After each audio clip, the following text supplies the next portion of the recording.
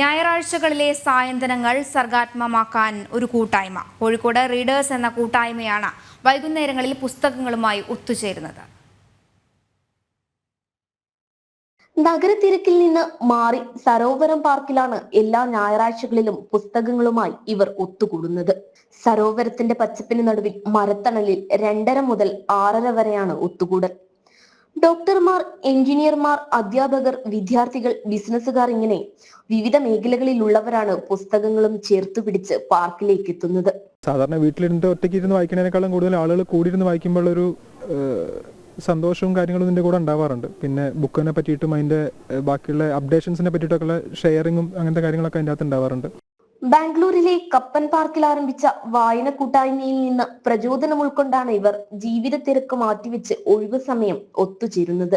ഇവിടെ വന്ന് വായിക്കുമ്പം പലരെയും നമ്മൾ കാണും, പല പുസ്തകങ്ങൾ കാണും. അപ്പോൾ നമുക്ക് ബുക്ക് സജഷൻസ് കിട്ടും. അതുപോലെ നമുക്ക് എന്തെങ്കിലും അഭിപ്രായം പറയാനുണ്ടെങ്കിൽ അതൊരു ഡിസ്കഷനായിട്ട് മാറും. അപ്പോൾ ആ ഒരു ഇതിൽ നല്ലൊരു എക്സ്പീരിയൻസ് ആണ്. ഒരു ചെറിയ കൂട്ടായ്മയിൽ നിന്ന് മാനാഞ്ചിറയിലാണ് തുടക്കം. തിരക്കൊഴിഞ്ഞ ഒരിടം എന്ന ആശയത്തിൽ നിന്നാണ് സരോവരത്തെത്തിയത്. ഇൻസ്റ്റഗ്രാമിലൂടെയും മറ്റും കേട്ടറിഞ്ഞ് നിരവധി പേരാണ് കൂട്ടായ്മയിലേക്ക് എത്തുന്നത്.